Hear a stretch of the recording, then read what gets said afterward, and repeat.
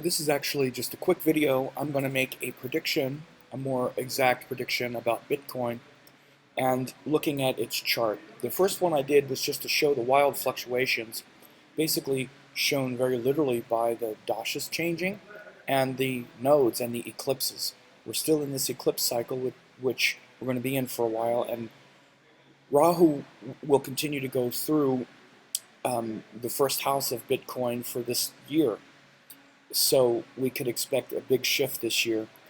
I'm going to flat out say right now that I think Bitcoin is going to keep going down. And it's pretty simple why. I did talk about it a little bit, that the Mercury Dasha shifting showed some volatility and some up and down, but I didn't really get into it as much as I could have in that video because I didn't really feel like doing a full-on analysis. I'm going to do it a little bit more here. First of all, everything in Vedic astrology is about rulerships. I'm sitting in the lobby of a hotel, so there might be some background noise of a hotel in Bangalore. But when they went into, when Bitcoin went into the Mercury Dasha, it left Saturn. So you have to look at rulerships and what the planets rule. This is what shows, and especially the Raja Yogas, the yogas that the planets rule are what give results. Yogas, again, this is the big thing that gets lost in astrology, usually. What's the difference between the dignity of the planet, the psychology or nature of the planet? Well, Saturn's a malefic, that means it's bad. No, it doesn't. Saturn can be the best giver, as far as giving what you want, as any planet if it rules things that are powerful, especially if it rules yogas. Yogas are power. Yogas are the culminations of power, okay? And Jupiter rules a bunch of them in the chart. In Jupiter's dasha, Jupiter first of all rules the Lugna Lord, because it's a Cancer ascendant. Saturn rules the Lugna, because the Lugna itself is in Pusha, which is ruled by Saturn. Ketu is there, very close to the Lugna also, of course. So Saturn is going to rule the chart. It's the ruler of the chart, Saturn and the Moon. Now Saturn then rules the Moon. It rules the ruler, because the ruler's in Uttara Bhadra. Not does it just rule it, but it rules it as a Raja Yoga, the first lord in the ninth. Whoops. That's a classical Raja Yoga. This is why Bitcoin's started with a lot of grace and has a lot of grace as a company to actually succeed, because Saturn rules the chart ruler, forming a Raja Yoga in the ninth house. Saturn also rules this volatile seventh house that has Rahu, Mercury, and Jupiter. Saturn rules it because it rules Capricorn. Jupiter, Mercury, and Rahu. Now, if you don't know, Jupiter forms a Raja Yoga because it's the ninth lord in the seventh, trine lord at an angle. Rahu is forming a Raja Yoga with Jupiter because it's in an angle, join the trine lord. Mercury doesn't form a Raja Yoga, but it's surrounded by planets that are forming Raja Yogas, which I'll talk about in a minute. So Saturn rules that, and Saturn rules Venus in the eighth, which is not as fruitful. Again, you're like, but it's Venus. It rules Venus. It rules Venus in the eighth. And Venus is a functional malefic for Cancer because Venus rules the 11th house, which shows big gains, but potentially big losses as well. I say this because the 11th house is gain and 8th house is sudden loss. So built into the schema of Bitcoin is this potential for big gains and big losses. Just built into it because the 11th lord is in the 8th. Okay? So, and then, of course, you're saying, well, finally you're going to get to something that I understand, which is Saturn was retrograde in the second. Right, okay, that's like the last thing I talk about. If you notice, this is the priority of seeing what dashas give. First thing most people do is go, oh, Saturn's a malefic, and it's retrograde, and it's in the second house or whatever. Second house of money or wealth. And again, people will start saying, oh, well, that makes it strong, because retrograde is strong, and it's second house wealth. Look, that's not why Saturn Dasha made it strong, because it's not that strong on any level, Saturn, as a strong graha. First, it's the 7th and 8th lord, which is very clearly stated in Parashara, that anytime the 8th lord also rules a Kama house, it's the most difficult malefic, which Saturn is for a Cancer person. The reason it gave all those results is because of the things I just told you, because it rules all those yogas, and it rules the chart, okay? But it's a difficult, stressful chart, and that's why it took a long time for Bitcoin to ever do anything, because it's Saturn, and Saturn's retrograde. But again, it shows the kind of patience to sort of hang in there because of those yogas, but it took a long time for it to actually become fruitful. And especially because of that industry itself, cryptocurrency and all of that. So on some level, it's this chart shows that Bitcoin is very ahead of its time. All the this nodal axis in the first and seventh houses, but this Saturn as a functioning entity, it's not that powerful. It's powerful to give what it does. It is in the second house, of course, of money, but it's also retrograde money. And again, you can even see the quality of cryptocurrency retrograde, like it's internal, like it's not money externally, it's internal money. And it is aspected by a benefic Venus, for sure. So you can see why it's sustained. But if anybody were to say, if anybody were to try to make a case that the reason that Saturn Dasha was so great, or the reason the chart is strong is because of the Saturn, the Saturn Dasha, or that's why it was able to sustain because the Saturn is so strong, and start to make a case for that, that would not be a good case. In general, this is a difficult, the reason Saturn Dasha even brought the company along and made it successful are because of these yogas, because it rules all these yogas I just said. Lugna Lord in the ninth, Jupiter the ninth Lord in the seventh, with Rahu forming the Raj Yoga in the seventh with the ninth Lord, and also joined Mercury and natural benefic, which has to do with technology, and all these Raj Yogas with the nodes. Okay?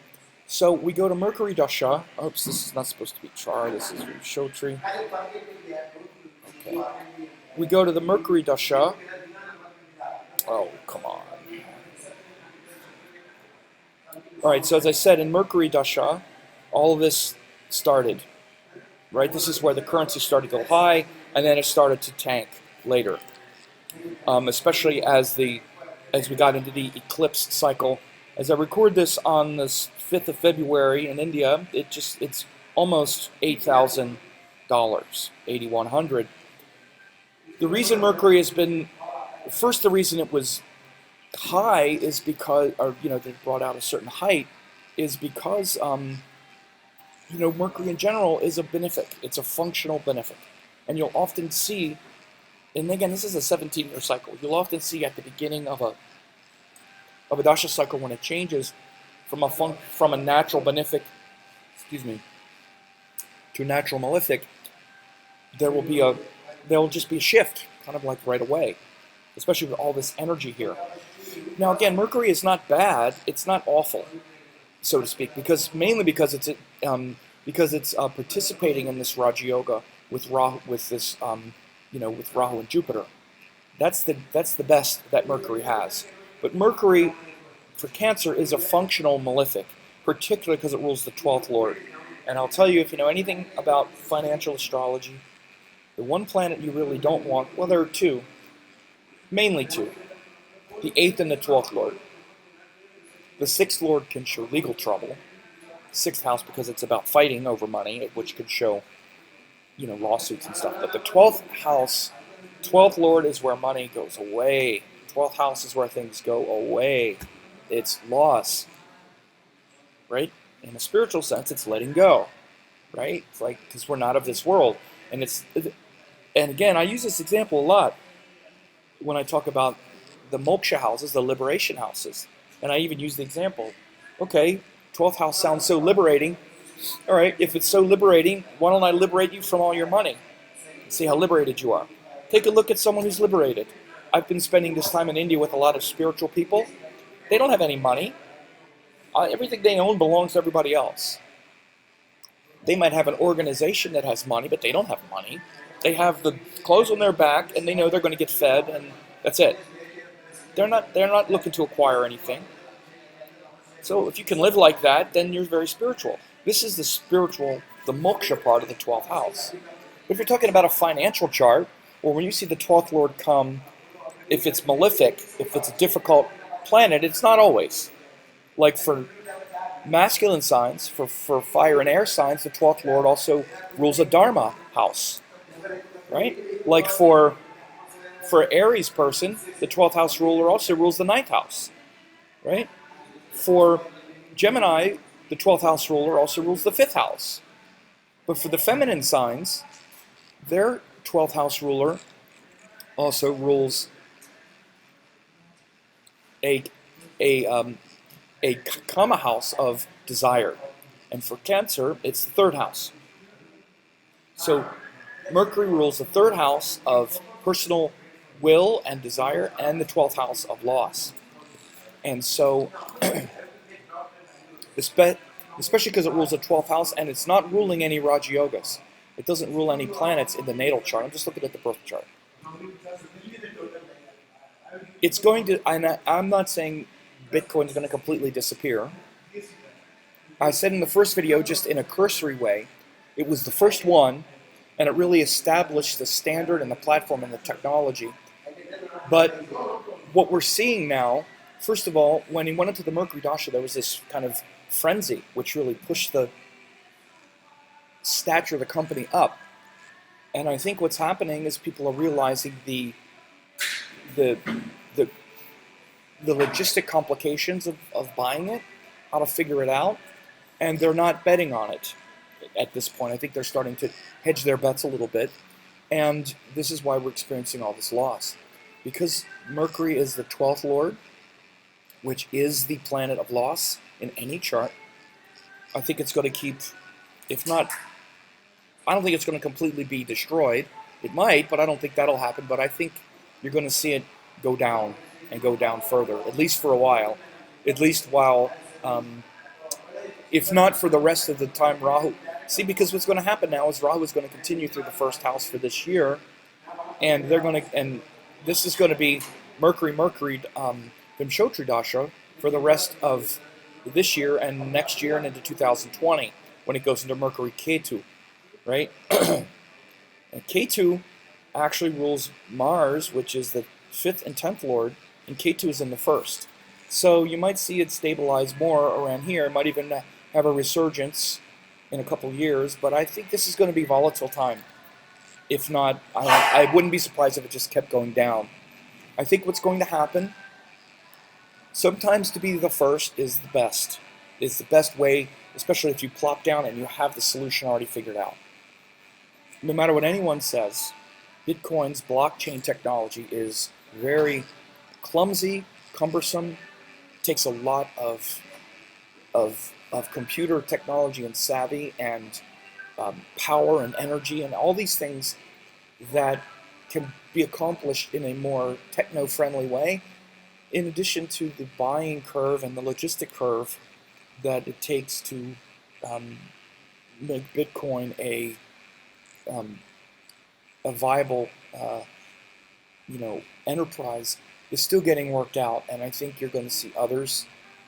Once it becomes mainstream, like for instance we have the Ripple, which is going to be cryptocurrency backed by other lending institutions and other this sort of fiat capital world that we all live in. It's kind of a happy medium. I think you're going to see these kinds of solutions come forth. Like I said in the first video, many times the first one isn't the one that survives, right? Sometimes they survive in a weakened form, like Microsoft is a good example. They were the behemoth for a while, now they're second, and they're still hanging on because of other things. And this could be the deal with Bitcoin. They could be part of an emergent monetary system where they're a player. I think they're always going to be a player because of the longevity of the chart. But I think you're going to see others come along. Facebook is a great example. Facebook is the evolution of MySpace and other online social networks. Google, same thing. We had search engines before Google, but they really took the idea and ran with it. You still have other search engines. There's still a whole industry around it. So, and they pioneered things like paid search and all of that. A free model that you can pay to get in front of people. So I think that's what Bitcoin is going to turn into. And I think I'm not going to make a prediction about how low the stock will go. It's not my deal. I'm not saying this is one who has any stake in it. I've never recommended anyone buy it or avoid it. I don't really care. I'm looking just at the astrology. So I don't have an angle either way, like, well, because I've stated my reputation that you should buy Bitcoin or shouldn't buy it or whatever. I don't really care. So I'm just looking at the astrology, and it's an interesting case study. We've already seen it in the volatility, when a dasha shifts, when it goes from a natural malefic to a natural benefic, to an eclipse cycle affecting a chart, to the 12th Lord, which is why it's been, because 12th Lord is always where you lose money. This is the thing to understand, big lesson here for all you astrologers. It's not just spirituality, moksha, liberated. Again, understand the concept. Liberation is liberating, but liberation, if you want to be liberated, let me liberate you from your money, or from your relationship, or from your health. It doesn't feel liberating usually. It feels like we're losing things. And this is where, in particular, one of the big things we lose is money. You have the first house, right? From the first house, we go out into the second house and acquire things like money, food, or we go back into the 12th house where we turn our back on those things and lose them. So this is what I think is the deal with Bitcoin. I predict it'll continue to drop, and I think that it'll still always be a player, but I think you're going to see other things once as this technology becomes more standardized and stabilized. Bitcoin will be less important.